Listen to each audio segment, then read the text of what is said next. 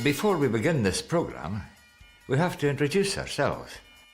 I'm John Fee, born and raised in the Grassmarket, a former history teacher and now a Royal Mile Festival guide. I'm George Brown, raised in Floatin Bridge, one of its local historians and co-author of The Three Great Roads, which covers the history of the Westport, Toklas and Floatin Bridge. As a local artist, you'll see my own impressions of those neighbourhoods. The programme itself was developed from a slide talk into a documentary, which has less to do with kings, queens and politicians, and more to do with people themselves, those who were once part of those communities and those who still are.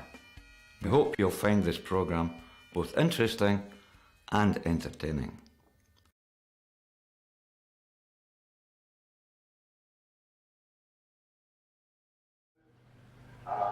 Belong to the Westport, the land of Bergen Hill, where Robinson Crusoe refused to flit. Evil old shots for no Egypt, of 45 medals for swinging away. Willie's wrote 93. But when I get a bite and a tiger of muscles, the Westport belongs to me. I belong to the Westport, the land of Burke and Hare. Popular ballad at one time, sung here by a local worthy and poet, Harry Young. Harry knew the Westport all right, because in his younger days when he was in employment, he worked for the gas board and he was a lamplighter, and he would be the man who would come to the common stair and change the gas mantles and the street lamps for lighting in the area. The children knew him even better because after Harry retired, he took a job as lollipop man in Toklas Primary School.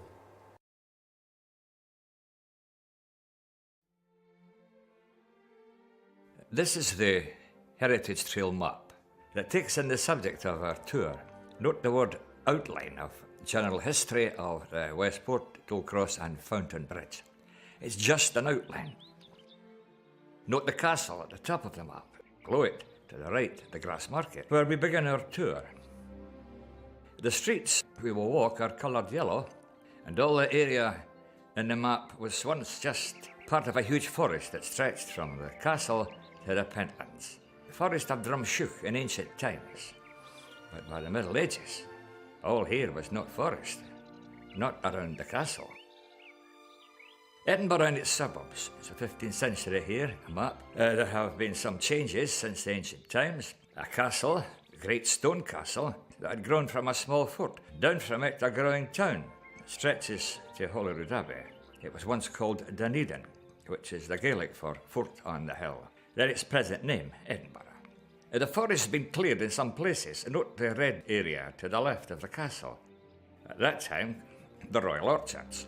And up to the 19th century, the Bread Street of today was still called Orchardfield Street. And below the castle, to the left, marked green, the future Grassmarket. Note the high ground above the Grassmarket, to the left, marked yellow. And that was a place for growing crops, so it was called the Higher Eggs, which is now Lauriston Place. And it stretched right down to where Toklas is today. Now everything in yellow here did not belong to Edinburgh. All that countryside belonged to the noble family of tourists. Note the Boraloch to the left, the future meadows. But especially, note this narrow road climbing up from the Grassmarket. It became our Westport. And it's very important here because see how it joins three roads.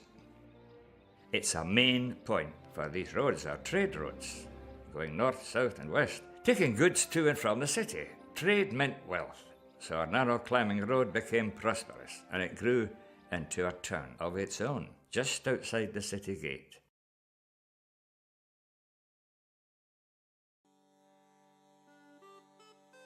And the next map, a bird's eye view, drawn in 1580s by Braun and Hogenberg, a city enclosed by a huge defensive wall and a loch to the north. This was after the Scots were defeated by the English at Floatin, down south, in 1513, and they feared a follow-up by the English, so up went that wall, called the Floatin Walls. It was built to keep them out. In some places, it was 30 feet high and 5 feet thick. The map shows 5 fortified gates. Now the Scots called gates ports, And so you can see the wall coming down from the castle and stopping at its west gate, or port. You can see that outside it a small town has grown. Now, since a town was called a borough, that small town outside its west port was called Westport Borough, and the gate opens into the city's Grass Market.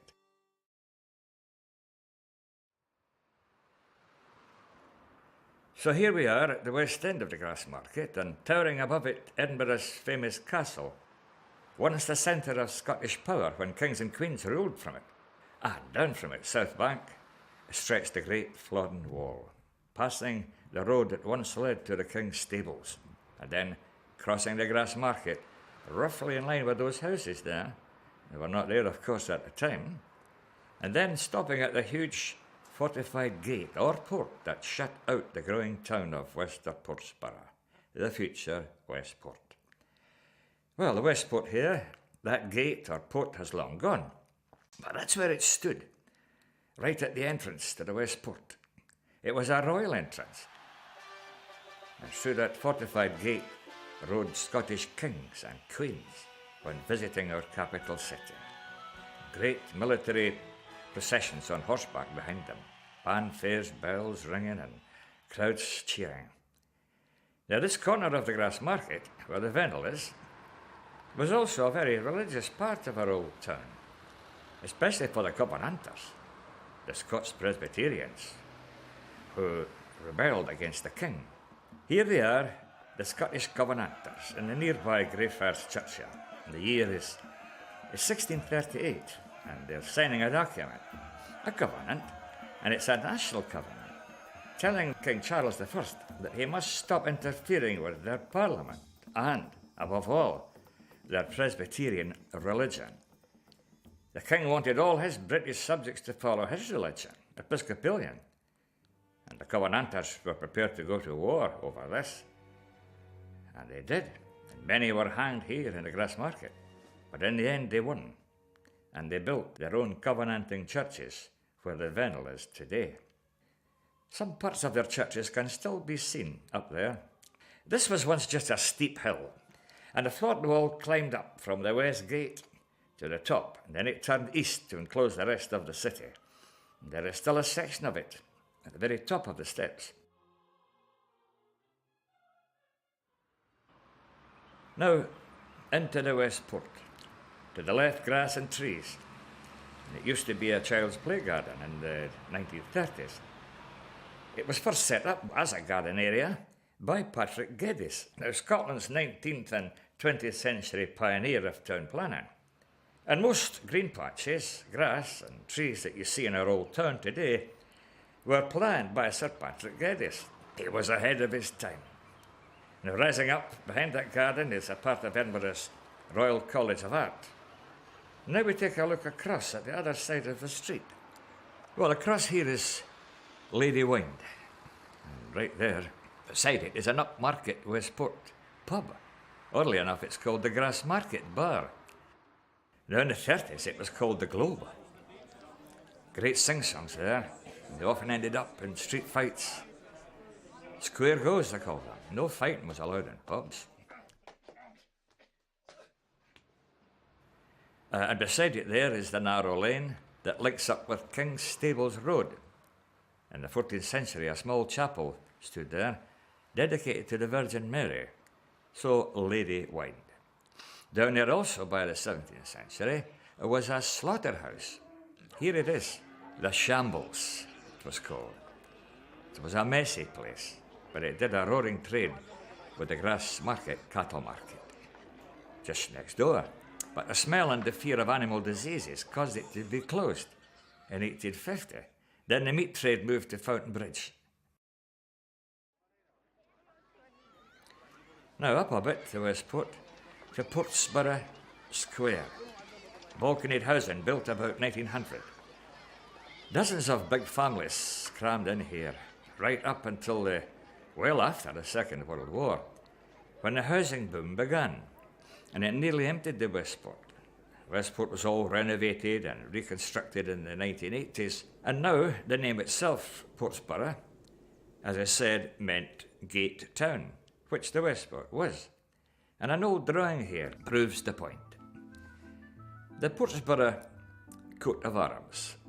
Here was its coat of arms up here on the wall of its old council hall, or courthouse, on the north side, halfway up. It had its own bailies and magistrates, its council officials, just like the city itself. And even when it was sold to Edinburgh in 1648 by its landowner, it was still semi-independent. It had its own jailhouse and parish church, St Cuthbert's, the West End, and controlled its suburbs, which stretched into the countryside, which of course became Toklas and Fountain Bridge. So it was a power centre. Now, if it was a gate borough, it was also a crafts borough with 6 specialised trades guilds with their own legal charters and emblems, and they were all doing great business here. One craft was the weavers, called the Websters. Here is Webster's land now. New building here by Barrett in the 1980s, and it's there that the weavers' coat of arms in modest form is up on the wall. This was the site of their houses and workshops, and just up a bit on the south side of the street opposite was cordoners' land. Cordoners were leather workers, and that's where they worked. That was their coat of arms. A great export trade in leather by the 18th century.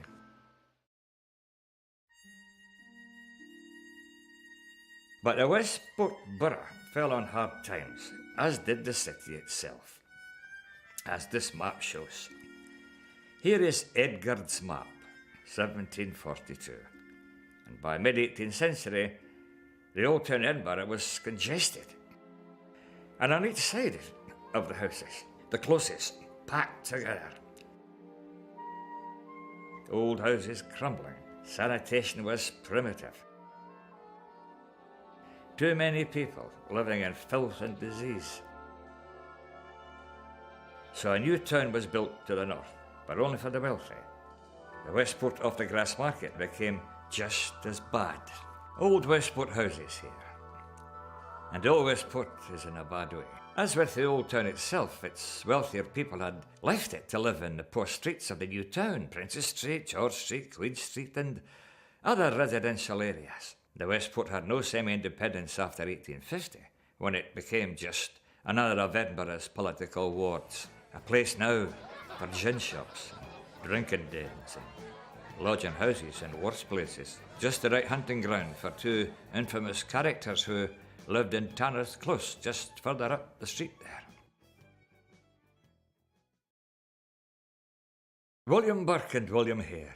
Now, too long a story to tell here, but it can be summed up.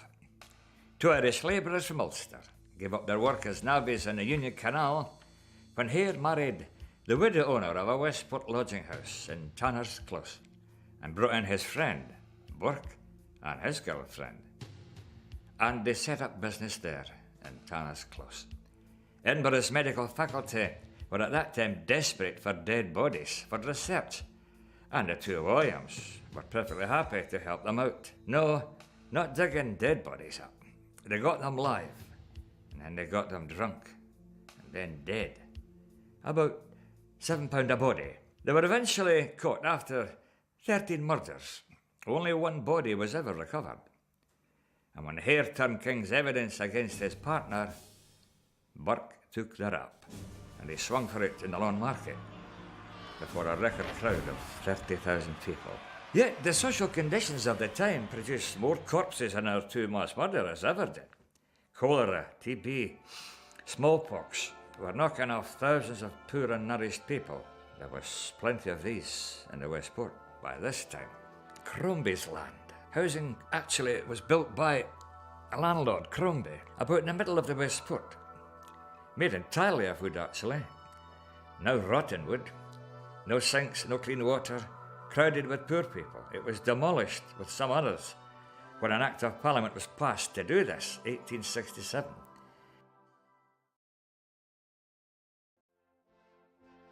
One man and his supporters did their best. He was the moderator of the first Free Church of Scotland. He was Dr. Thomas Chalmers. What he did was he divided up some of the really poor areas of the old town into what he called territories, and there he built churches, and he called them 3 territorial churches. This is a territorial church in the Westport. It's no longer a church here in the 1980s, but here it was that they did more than singing hymns and praying. They went on there and did all kinds of good social work. It was from here that Chalmers and his assistants administered charity schemes, including education, advice, and practical help too, for the Westport's demoralised poor. That building there beside it was once a local police station with housing for the local police, and when they were centralised in High Street, part of it continued with social work in the Westport. From the 1930s on, it was called the Tweedy Memorial Boys Club, and it was run by an Edinburgh solicitor, Richard Miller, bonzo to the boys. Took kids off the street, indoor games, boxing, football. Then there was summer camps, old folks' nights, all on the ground floor there, and the basement too. To the right of that there was the local fire station. The Westport's fire station now is called Braidwood Pub, named after a famous fireman. Top of the Westport there, and Lady Lawson Street, of course. There's the main point ahead, and this is where Lady Lawson Street intersects with the Westport. It was once a narrow lane, named after a Lady Lawson. She was the wife of Lord Lawson, an 18th century royal official. In the 19th century, it was widened and extended down to Spittal Street. Top of the Westport there brings back many memories to a great many people.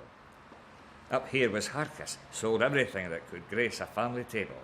Crone's, fishmonger, Dixon's, cakes, pies, Ramsay's cooked meat, Thompson's a meal dealer, Fotheringham the newsagent, and if you ran out of money, there was the pawn shop too. Such a range of goods and services in such a short street in the 1930s and 40s. There's the old fire station and the new art college. The old fire station, built in 1900, is now used as a fire service museum. Now we're on high ground here, Lauriston Place, named after the Law family of Lauriston Castle, Davidson's Mines. Nobility had their town mansions up here, the Borthwicks, the Earl of Weems, others. What you see now, one time was just a field called Cuddy's Park for the sale of cattle. Up to the end of the 19th century, it was all about animals in this area. Look at this, cattle in Lauriston Place. It looks like a Midwestern cow town, but it's Lauriston Place on market day. Even so, Lauriston Place in the 19th century became a posh enough place to live in. Well into our century, the place for doctors and dentists and teachers and other professionals who spoke the same language, never slang. It's 2-story houses, attics, basements, back gardens. It didn't stop the Germans, however. Lauriston bomb damage here.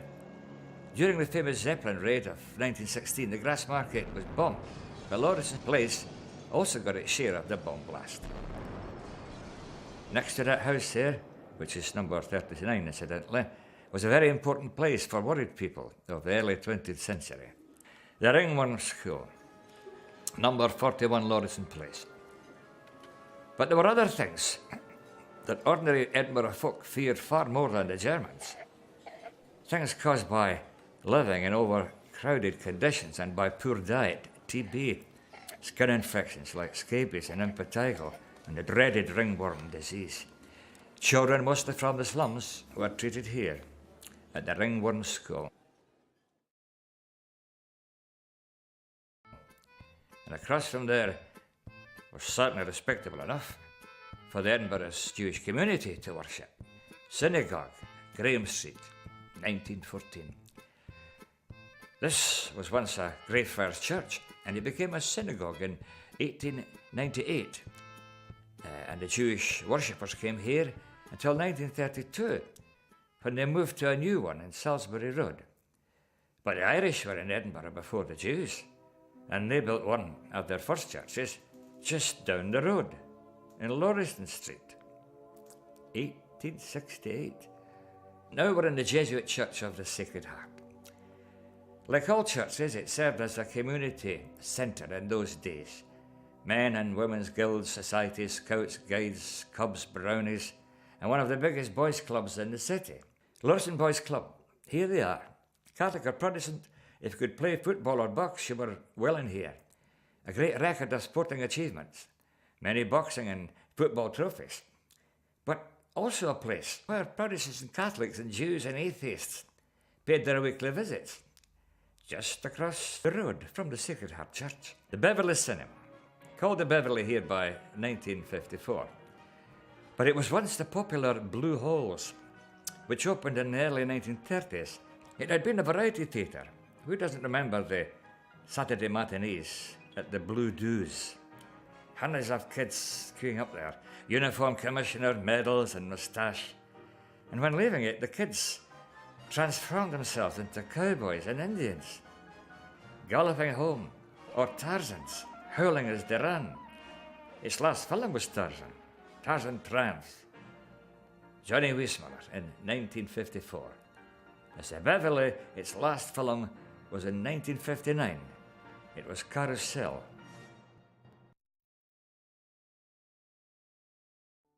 Across from there, the street that leads to Toklas now, that had to do with the food of life. St. Cuthbert's Bakers, an old Westport Borough tradition. The trade of the Baxters, they called it, meaning bakers. Proud men, top paid. And Sir Cuthbert's Bakery turned into the High Riggs, as it still does. Here's the High Riggs in 1904. It used to be called Cow Feeder Row. It used to be a smithy along there, or a farrier, on the north side of the street. Throughout the 30s and 40s, kids watched the horses being shoed and sparks flying in the dark smithy. Now, we're in the High Riggs here, but we're looking back. And on this painting here, 1850, those houses were later demolished. But now, we go down the High Riggs, and then we turn left into a lane that leads to the bottom of Lauriston Place, to a short street, just off Lauriston Place, Glen Street. Quiet, not a child in sight. Once there were two primary schools at the very bottom, right opposite each other. St. Ignatius Catholic School and All Saints, a Protestant school. And the kids themselves running up and down, across and back. You couldn't tell a Protestant from a Catholic. Here's one class. St. Ignatius, about 7 or 8 years old. About 1926 too, or 27. These are kids from all around the surrounding working class districts. Kids with Scotch, Irish and Italian names. No school uniform here. They couldn't afford one anyway, but they were well behaved, just like this lot. They had to be. All Saints Group, 1923, basically the same type of youngsters, doing what they're told, except maybe him. He's obviously refused to wash his face for the school footy. That will be his sister there, not much cleaner. But once there was another place that welcomed them all, just for the price of a ticket, right here, just across from Glen Street. Used to be the Toklas Cinema. The building's gone now. Its nickname actually was the Toklas, opening in 1912 as a theatre, and then it became a cinema. But it was taken over by the Lucas family, but in the 1940s. Great cinema too for slinking in, the back door in the lane. It was easy, but then I wouldn't know. So many great films seen here, but no time to recall them.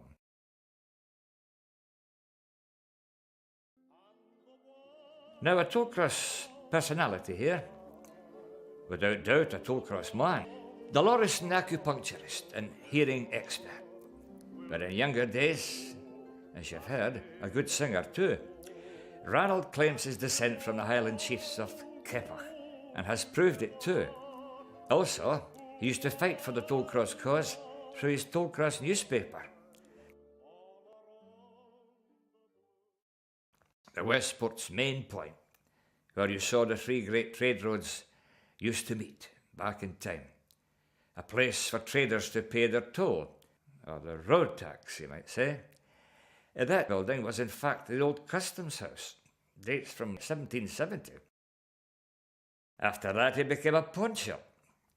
Now we pass around it to continue west into Fountain Bridge, but first, just a look down Bridge Street. The old key shop, It's a well-remembered shop. This is it here in 1910 and it's still there today. This was its first proprietor, Duncan McLaren. His name's still there. A Lauriston man, and he brought up his family. Right here. A respected name round here. His son became Dr. John and his grandson became Dr. Alistair McLaren. No health service in those days, and few were insured. Yet both doctors seldom failed to answer calls from poorer people in the district where there was no promise of the payment. 2 and 6 a visit. They were the Dr. Cameron and Dr. Finlay of the inter and post-war period. East Fountain Bridge, old St. Cuthbert store to the right, now the posh Point Hotel, and a new building here, the Unemployment and Jobs Centre. But it's a building that used to stand here that concerns us. It was a place opened in 1886 by John Henry Cook, the leader of a famous circus family, which became a new theatre. This was his venue in Lothian Road, Cook's Circus. Wild animals, dogs, pigeons, a daring young man on the flying trapeze, that was his son. Well, he took them all up to the Palladium in East Fountain Bridge. The great showman realised the importance of a new form of entertainment, just beginning, the silent pictures. And he began to show them here, with his famous silver screen suspended from the ceiling over the circus ring. The Palladium became a theatre in 1932. Many promising variety artists performed here. A popular theatre, it kept up with the times, like this for example. Here's the Palladium Cafe, one of the first city theatres to boast an all-American style cafe and espresso coffee bar in the 50s.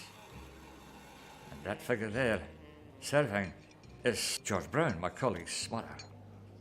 From 1886 to 1985, when it was demolished, after nearly 100 years, just beside the Palladium was this shop, the sweet shop, sweets and cigarettes.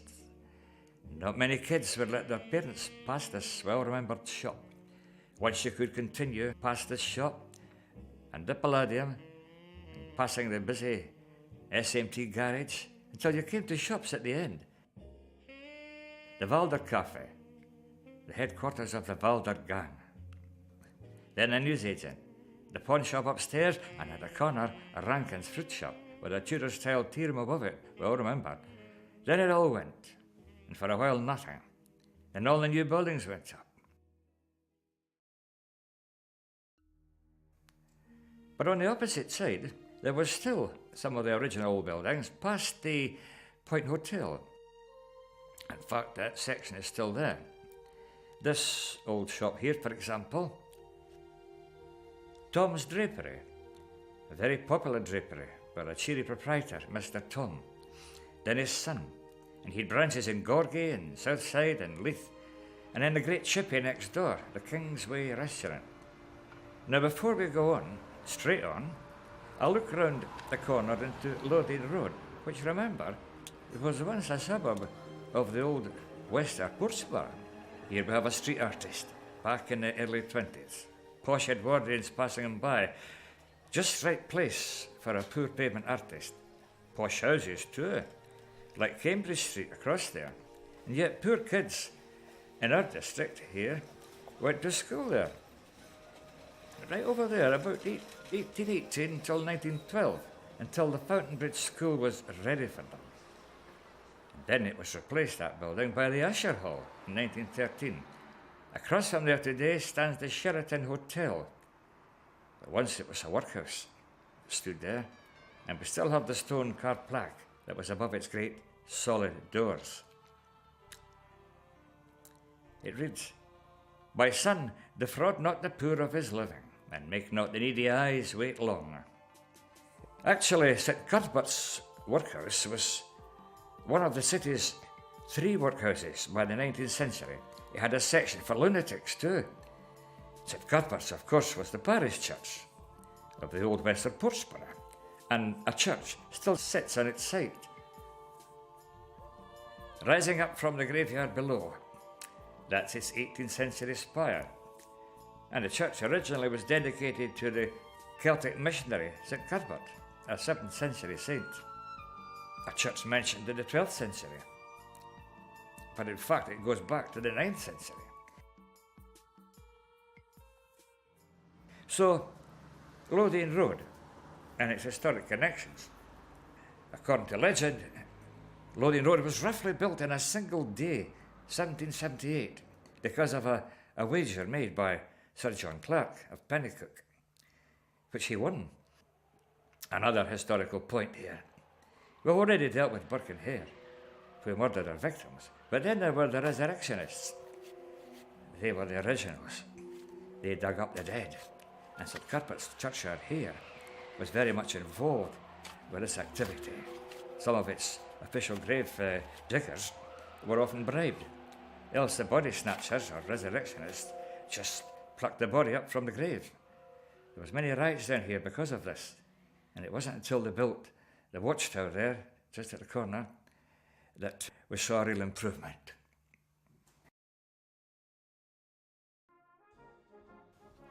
St Cuthbert's Boys Brigade reunion. Happy Toklas, Fountain Bridge men, all members of St Cuthbert's Boys Brigade, and celebrating that fact. Oh, we could name them all, but we must go on now, back on the trail. This short street takes up the route from Lothian Road. It was once called Wellington Street, and it became Earl Grey Street after 1832. Building society, now where Grant's large furniture store used to stand, and the popular XL bar known to so many. Now, 2 minutes and we're in Central Toklas. Fleming's store, Earl Grey Street. And we're looking back along Earl Grey Street. And once again, we're looking back in time. The popular Fleming's store was there, the central hall above it, and to the left there is West Toklas, which led to the old tram depot, but now it leads to the new fire station. Everything in that hardware store, from a needle to an anchor. Now, this is Central Toklas, looking east. We're standing in Home Street, the centre. To the left there is Turneybock, wash house there once, but we're looking east again, east of the higher rigs there, and the foot of Lauriston Place. It didn't always look like that. It was always, for long enough, pastoral countryside in the old days. 1780s. Just on the city's doorstep, a thriving agricultural economy during a period of great agricultural improvement. Followed later, of course, by the industrial change that took place in this area, as well as everywhere else. Now, Toklas Centre here, the early 20th century, and this is less than 150 years later. More change, trams now, but we still need horses. Soon will come the cable tram, and then the electric tram, then our excellent bus service. All in the name of progress. Talking of progress, Rygos Street in the hungry 30s. Remember the barber shop? 2 church halls there, belonging to St Cuthbert's Free and the Greyfriars Free churches, dancing to a 3-piece band there on Friday and Saturday nights. A regular dancer there was the teenage James Bond, Sean Connery. The street was formerly called Dunbar Street, but after the Peninsular War, it was renamed Rygos Street after a distinguished Portuguese soldier. And talking of soldiers, 1939, a fight for love and glory, a case of do or die. And that's what these lads will be doing soon, for king and country. The usual brew queue here in Rygos Street has changed to recruitment queue. It's 1939, Britain's at war with Germany, and they'll soon be far from old Toklas.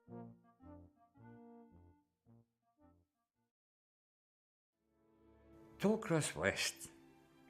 The Barclay Brintsfield Church there, with its massive steeple and chancels on each side, built in 1860s by Frank Pilkington. And nearer to us, to the left, is just at the corner of Target Street, the King's Theatre, opened in 1906 with pantomime, Cinderella. It was to bring many of the big names of stage and screen to Toklas.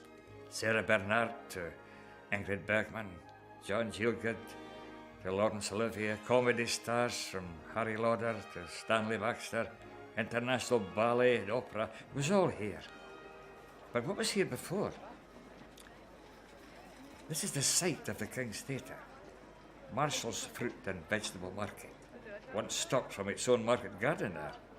The chimney at the back belongs to Taylor MacLeod Brewery, which caused the gentry living in this area to migrate about 1760s, because as they said, the brewery lowered the tone of the area.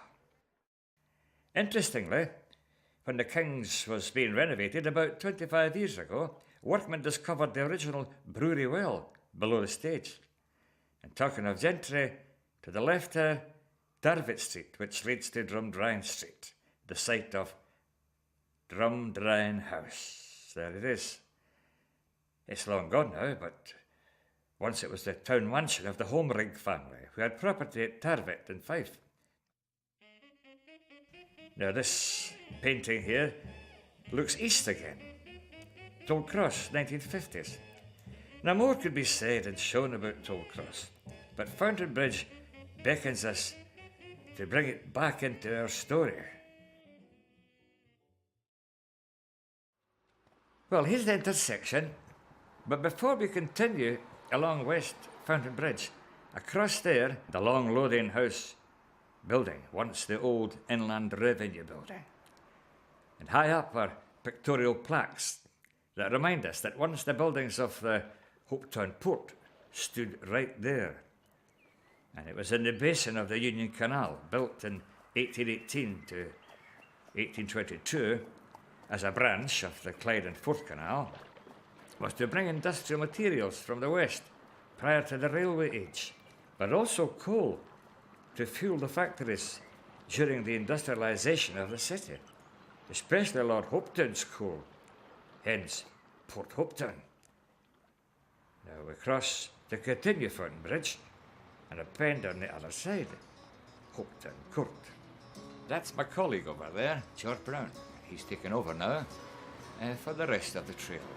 Thank you, John. Fountain Bridge is dead, and nobody came to the funeral. Here we are, through the Hopetoun Pend. We can see the rear of Ponton House, and further down, the new medical centre. 50 years ago, Edinburgh Corporation tram depot stood here, until around 1959. In the 1790s, Gray's Brewery was here. Then it was taken over by the Haig family, who were relatives of the Grays. The Haigs converted the brewery into one of the first distilleries. They were the people who made drinking whisky respectable. Previously, whisky was illegal and regarded as rebellious, and associated with the 45 Rebellion. For hundreds of years, the preferred drink of the Scottish people had been wine, but the new regime after the Union effectively closed that trade with France. After being betrayed by the Union, the initial anger of the population eventually gave way to despondency, providing a willing market for the purveyors of drink, especially cheap whisky. This was when the caricature of the drunk Scotsman originated. When people acquired the taste and whisky became popular, the producers became very wealthy people. Haig's Dimple is still one of the most popular drinks in the world. Here is a descendant of the Haig family, Douglas Haig, a man who was to affect every family in Britain.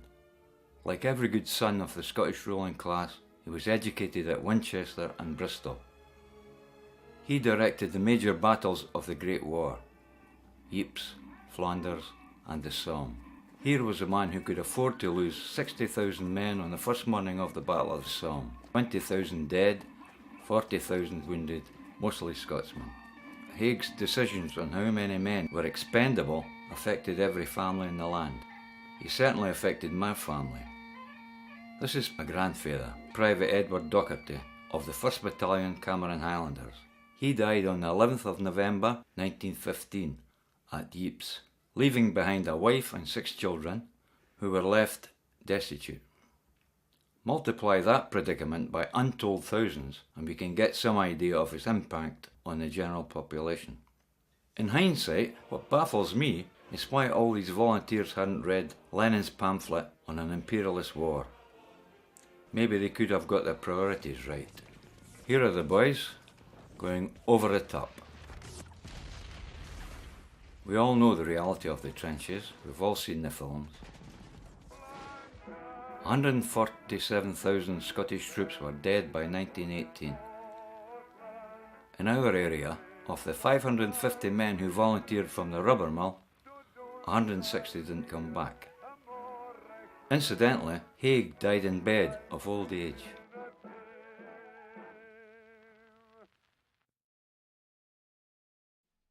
We're now in Loughran. Here's the old washes. Notice I didn't say steamy.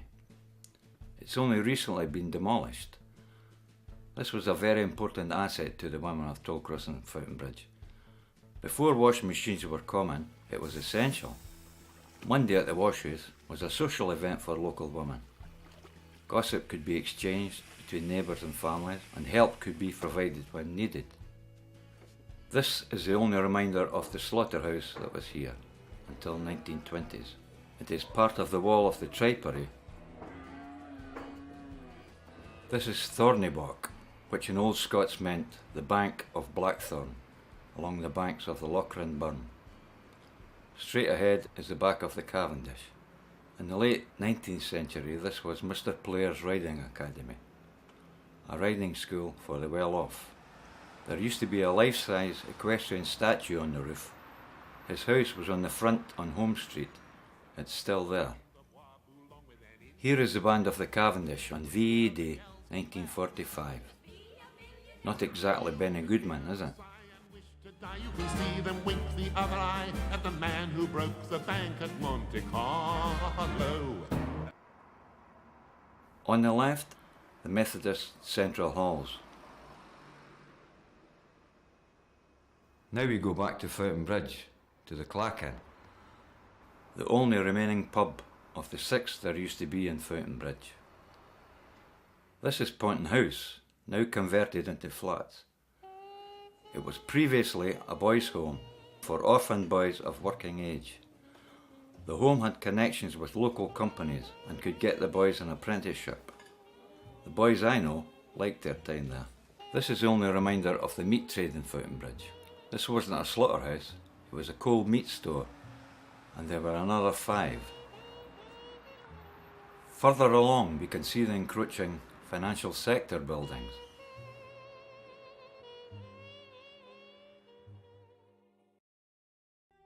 At present, the plans on the table are that the remaining old buildings be demolished and replaced by glass and concrete office blocks, just like Glasgow's merchant city. As we are now in a service economy, the financial services sector will be successful. To them it is progress. What concerns us is that all traces of our history will be airbrushed out.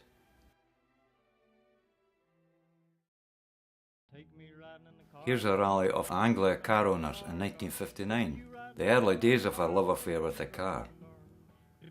On the left is St Cuthbert's funeral department, where Sean Connery worked as a coffin polisher.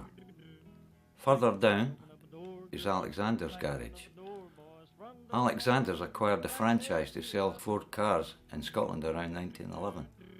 As an advertising stunt, the original Mr. Alexander drove a Model T Ford right to the top of Ben Nevis. In its heyday, Alexander's could produce a custom-built motor car to the customer's specification. It employed around 200 tradesmen of all kinds. A driving licence was now a must-have. This is the same view at the turn of the 20th century. It is sometimes referred to as Slunk Street or just as Slunk. This was because of marshy ground, a quagmire on the right side of the street. A footbridge took the street over the canal. Notice Newport Street at the bottom of the street. Why Newport? Well, it was the main port for the canal, Port Hamilton. In the 1830s, there was a ticket office here.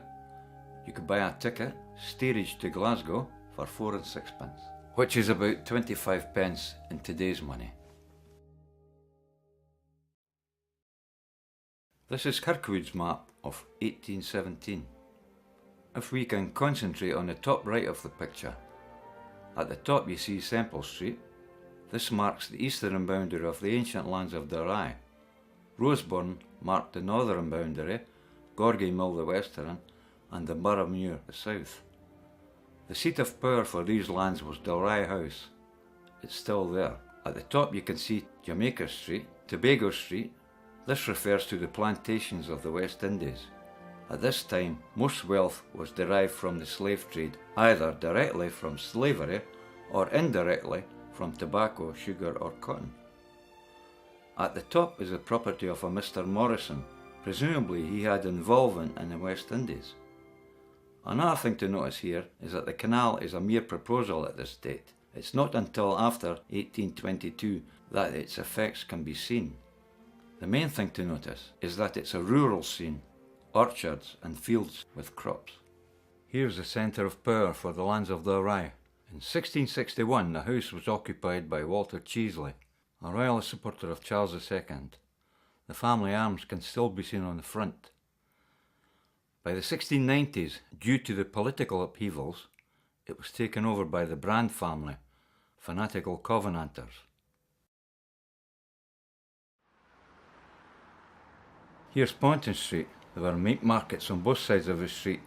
Older people will remember the market bar owned by the Allen family, with its antique circular bar and real coal fires.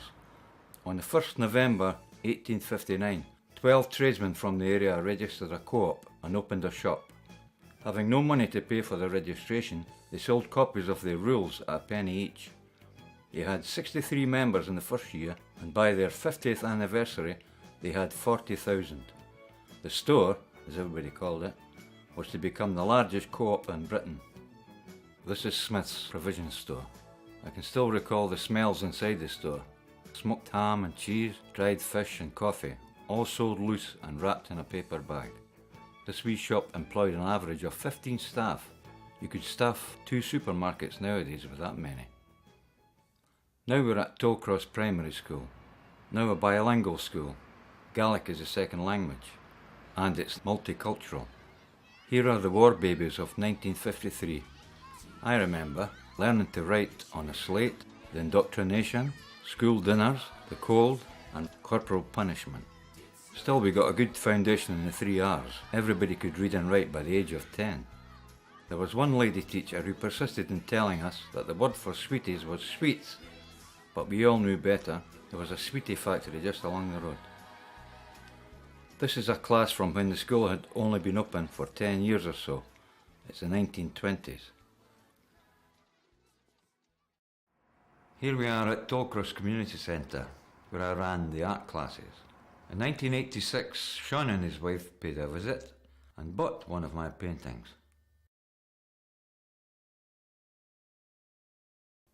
This is what was there before the school was built, the famous Egyptian gate, the entrance to Fountain Bridge Slaughterhouse. The classical gate was designed by Richard Crichton. Notice the formal dress of the gatemen. As usual, the gate was lost in the name of progress. Here we are inside the Cullen House. The place was closed in 1912 for fear of disease and vermin and moved to Gorgie. The janitor's house is all that remains. This view was taken from a balloon in 1912. You can see where we've been. Semple Street, the chimney at the tram depot. There's the slaughterhouse and the Pally, which was an ice rink at this time. Notice the canal crossing the street.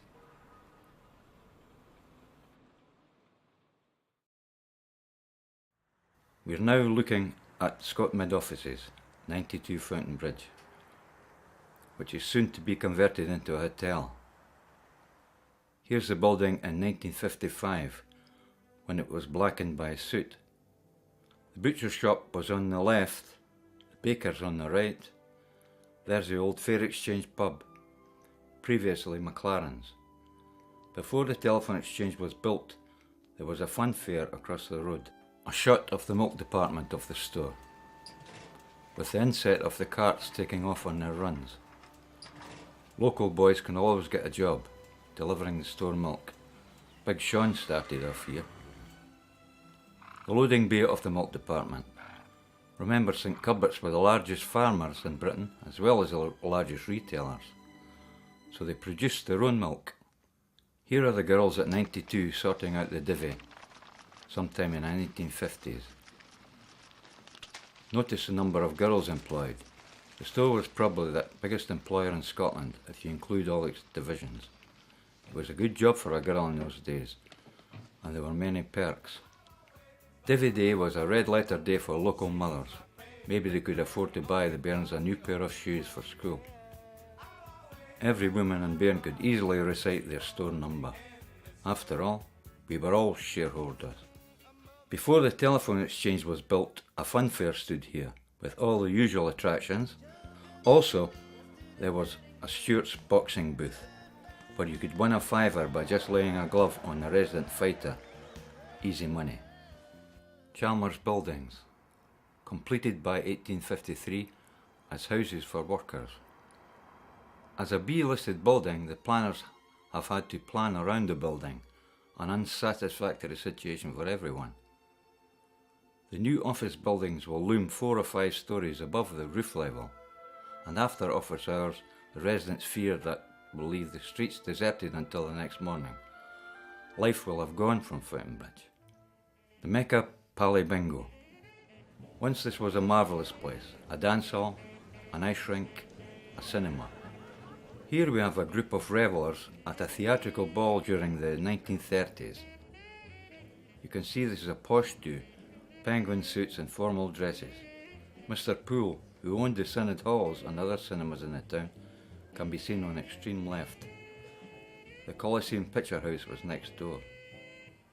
For 20 years, the Fountain Bridge Pally was the most profitable dance hall in Britain. Even Jimmy Savile was a resident DJ for a year. How's about that then?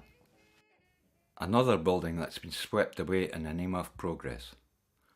This was the house of the gatekeeper of Loughran Basin, my family home for 20 years. The ground floor was my father's office. The public house is legendary.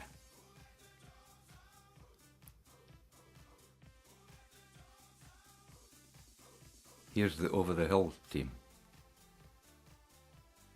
The new development, the properties overlooking the basin, are selling for £500,000. Fountain Bridge in Winter, 1953 by me.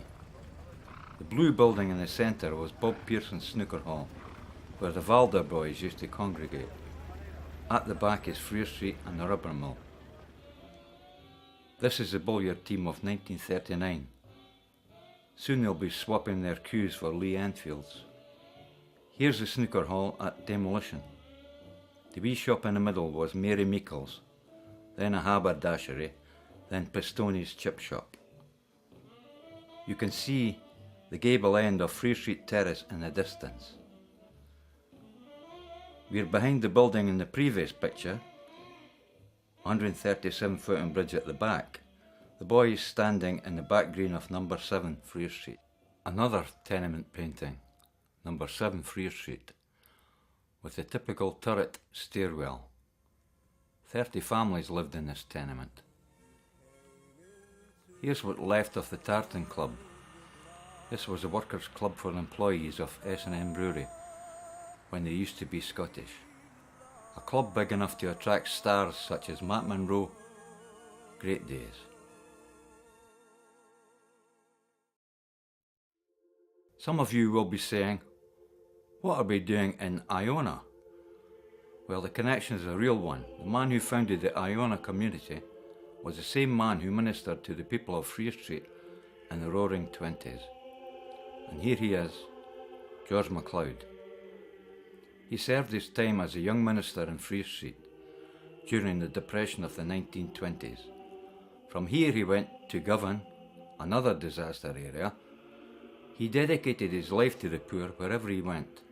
He was to become Lord MacLeod of Funerary, a great socialist and a great internationalist. And here was his pulpit. Not very grand, is it? This was the centre of the community. All the women and children's clubs, Sunday school, day trips, all were organised from the hall. We even had real missionaries. They came from the USA and Canada to preach in deepest Fountain Bridge. In complete contrast, here's Harold Wilson visiting Free Street Terrace in the mid-60s. After a look at these houses, he told the press that these were the worst slums in Europe. Vote for Harold Wilson, who's that knocking at the door? If it's Edward, let him in with a dimple on his chin, and he won't need Harold anymore. Shut the door. Here are the ladies from the Mission Hall on a Sunday drive to the country in the 1930s. The minister is Reverend Leonard Small, who took over the mantle of George MacLeod.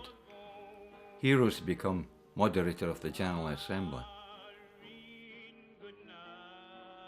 The real heroines of the Depression, who held it all together when the going got tough.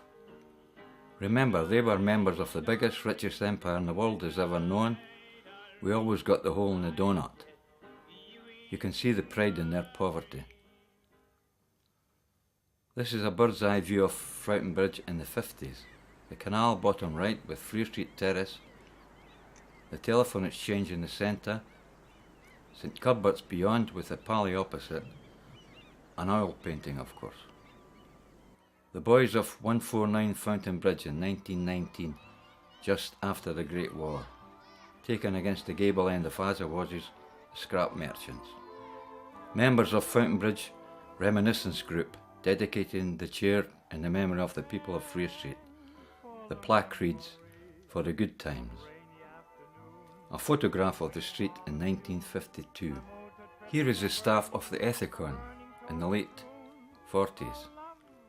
Surgical suppliers, taken over by Johnson & Johnson and moved out to Sighthill in the 1990s. This was Harper's Dairy in Fountain Bridge in the 1930s. Her name was Margaret Pinkerton. The shop is here in this shot. This was taken just before demolition in 1968. Notice the sign for Azawaz's over the pend. Everybody's gone. In its heyday, Fountain Bridge boasted 6 pubs, 2 Italian chip shops, 3 bakers, 3 butchers, 3 grocers, 2 ice cream shops, many sweetie shops and 2 street bookies. I don't want to be accused of romanticising the old days. It was the best of times, it was the worst of times. Although wages were low and hours were long, there was practically full employment.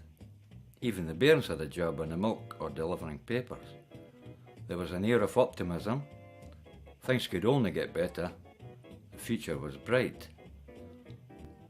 Generally, the women supplied the discipline over the bairns and sometimes the husbands. The men left Saturday nights to settle the scores. The bad thing was the living conditions. Bringing up a large family in a room and kitchen with no bath or hot water. Everybody thought that a new house would be the answer to all their problems. Little did they know. An early aerial view again. At the centre you can see the pens. That's Azawaz's with the tower. This was the site of an old silk mill built in the 1830s with financial help from the corporation. It cost £40,000, a lot of money in those days, and it failed after 10 years. Notice the footbridge over the canal. Free Street Terrace is where the canal bends. This is the back greens of the pens, Free Street in the distance. Here we have the staff of Mackay's Sweetie Works, a big employer of women, formerly called Marwick's. They made Highland toffee and boiled sweets. The mother of the boys in the picture, Mary Cruikshanks, was the leader of the campaign Save Our Washhouse in the 1970s. Fountain Bridge's answer to Lonnie Donegan. Me and my pals in 1955. Notice the tenements behind, taken from Azawaz's pen. The following 4 scenes are my impression of the 4 seasons seen through one of the pens. Spring, summer, autumn, and winter. Behind the Grove Bar on a Friday night, a discussion in the pen. The corner of Grove Street. The corner building number 90 was built by Pilkington, who also built the Barclay Church. The building is made of various styles as an advert for Pilkington's skills. Next door was the Grove House, which provided cheap accommodation for working men. The Artisan on the ground floor was a cheap restaurant. Grove Street was named after an avenue of trees on Alexander Brand's land. The house was also named the Grove. St Cumbert's Stables was situated on the right-hand side of the street. When Roy Rogers, the screen cowboy, visited Edinburgh in the 1950s, he booked into the Calais Hotel, while Trigger had to make do with the store stables. To be safe, he brought 2 Triggers. Here is Grove Street Dispensary, one of a series throughout the town to cater for the poor, before the National Health Service was introduced. Beautiful railway bridge of the Silvery Tay. Alas, I am very sorry to say that 90 lives have been taken away on the last Sabbath day of 1879, which will be remembered for a very long time. This is William McGonagall, poet and tragedian. Apparently he was very popular in the taverns of Edinburgh in the late 19th century. He lodged at number 12 Grove Street. An unusual sight.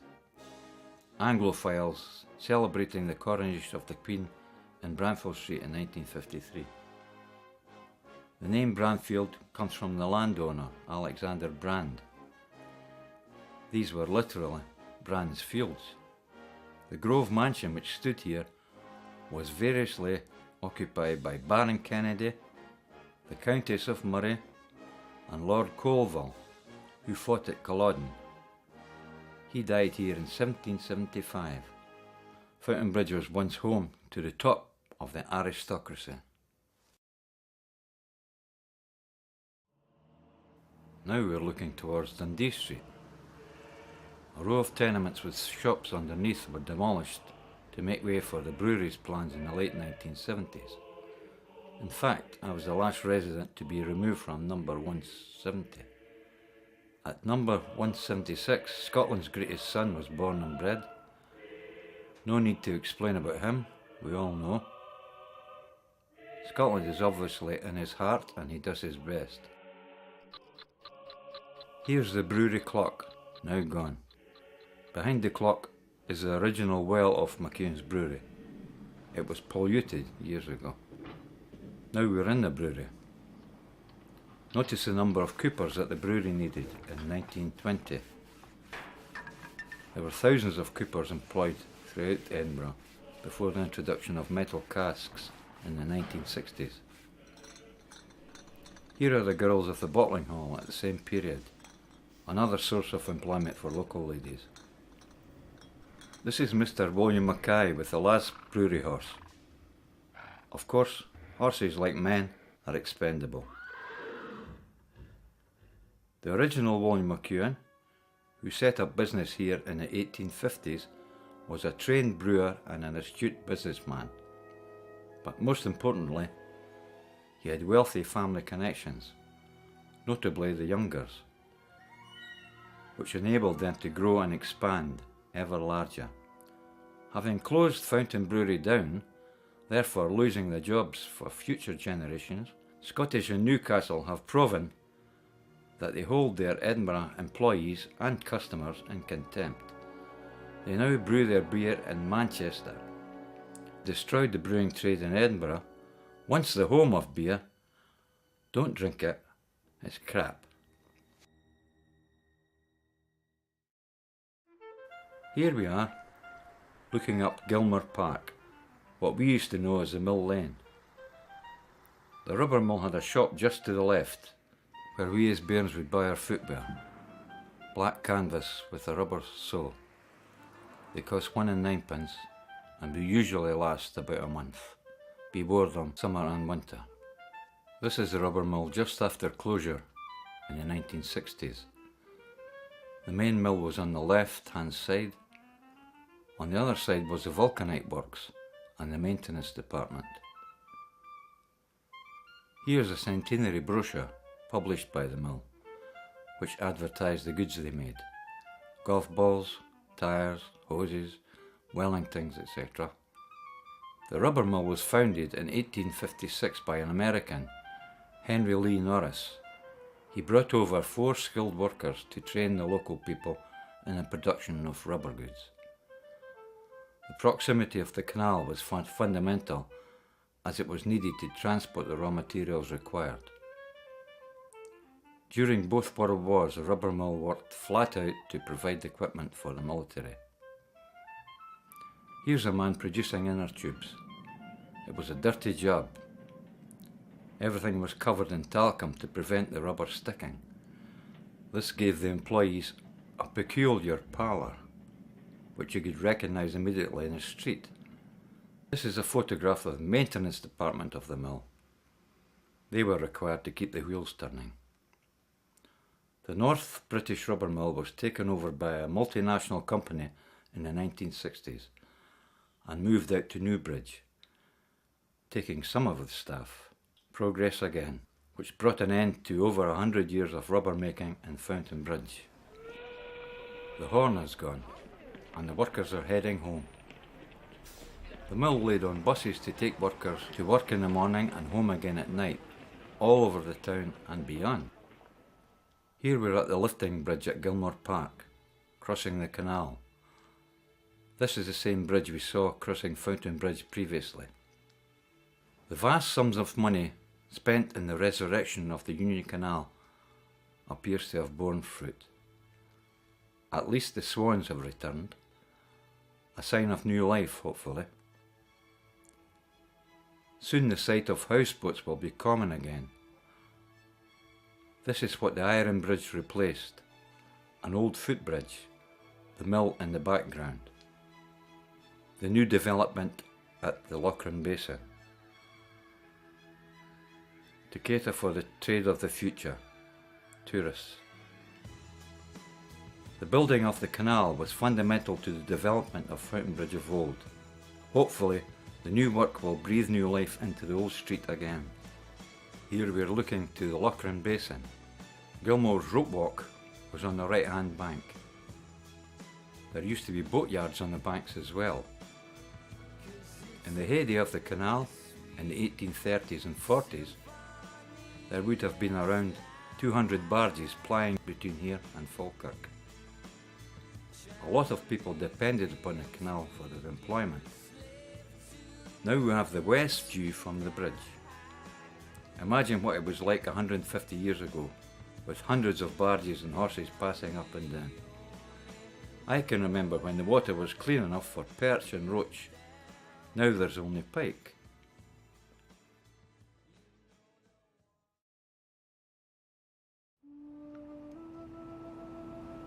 Have you sweltered through the summer till the salt sweat seared your eyes? Have you dragged through plumb dead levels in the slush that reached your thighs? For these are the songs of a navvy, bearing the taint of the brute. Unasked, uncouth, unworthy, out of the world I put. Stamped with a brand of labour, the heel of a navvy's boot. Typical navvies. Most of them are Irishmen or Highlanders. Between 1818 and 1822, they managed to cut the canal, build the bridges and aqueducts all the way to Falkirk for £250,000, the exact estimate. Without this transient army of labour, the plans of Macadam, Brunel or Telfer would have been worthless. Wages were 2 and 6 a day, and when you got the mix of money and drink, trouble was inevitable. The navvies were notorious for the trouble that followed them. The papers reported an incident they called the Battle of Broxburn, which involved 150 men on each side, armed with pick handles. After canal construction, the navvies went on to build the railways, and after that, the roads. Britain owes an immense debt to these migrant labourers.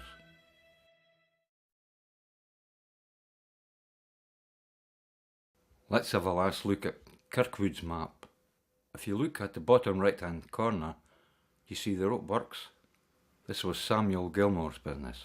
He had a rope wholesalers in the Grass Market. He gave his name to Gilmore Place. If you follow Fountain Bridge, you will notice it is being built up. Before this, Fountain Bridge was known as Foul Bridge because of the condition of the Loughran burn, which crossed Fountain Bridge. It was an open sewer. Notice the original well across from the Grove. After the Union of 1707, we were enrolled in the British tax system. A tax system requires bureaucrats, and these were imported from England. These people needed houses, and they wouldn't be safe living in the old town, as the natives were still aggrieved at the sellout. Fountain Bridge proved to be the ideal answer to the problem. It was outside the town, and plots could be bought large enough to build a house and a stable and still have a large garden. They were mostly gentry in charge of the customs and excise. Many are buried at St Cuthbert's churchyard. These incomers also required tailors and hairdressers, dressmakers, servants, etc. In short, Fountain Bridge was an English enclave prior to the building of the Union Canal. The canal in the 50s. Johnson had a painting of the Loch Ness Monster on the boathouse wall. The boys in the rowing boats weren't allowed to go beyond the bridge. Johnson's boat shed. You could hire a rowing boat for £1 an hour. In the 1930s, Mr. Johnson used to run trips to Ratho on Sundays and holidays. It was popular with the locals as it was cheap. An old man told me they had a pet monkey on board. This is a photograph of my old man, Dyro Brown, around 1960. His job was to maintain the canal, clear weeds, repair the bank, a job which had been necessary since 1822, 140 years. When he died in 1962, he was effectively the last bargee until the recent developments.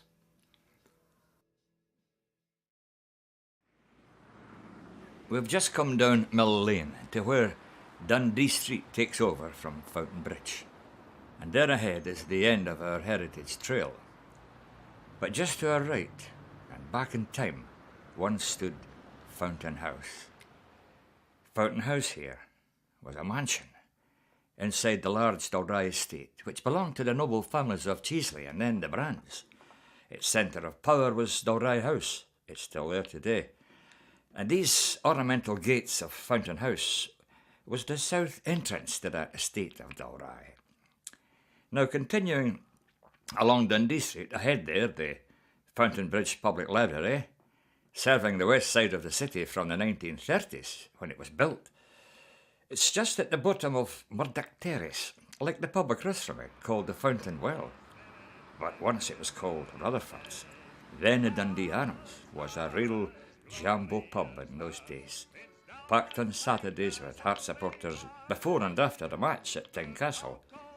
But the Fountain Bridge Library had its fans too.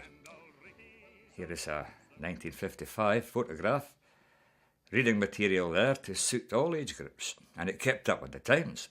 Today, it's a fully equipped modern library with all the modern facilities, computers, etc., etc. And our pub again, but inside this time, looking out at the popular Bustle and Bucky woman. She represents a tradition that goes back to the 18th century, or before that. The fishwives of New Haven and Musselburgh, Fisher Row, hardy women they were. And they were still around the city, at least in the 1950s. Few busy pubs didn't have one outside their doors on a Saturday. A quick glance up Murdoch Terrace. There's a milkman doing his rounds, just like Sean Connery used to do. And up there, the ever-popular Steamy, the Murdoch Terrace Public Washhouse. A local campaign failed to stop its closure. And now at the end of our trail, and we look back, past the Fountain Bridge Park, to Edinburgh's famous landmark, its castle, towering above the Grassmarket, where we began our local history tour of the Westport, Toklas and Fountain Bridge. A close-up now of our castle, painted in dramatic style by George Brown, and in the moonlight too, quite romantic, except for the midnight prowler there, and a view from the centuries-old Greyfriars Kirkyard. But perhaps the most important feature in this painting is that great rock there, over 350 million years old, the remains of an extinct volcano. Just think, if our early Celtic or Pictish settlers had not found that rock and found it an ideal place to build a fort on, how could their settlement below it have grown to become our city of Edinburgh?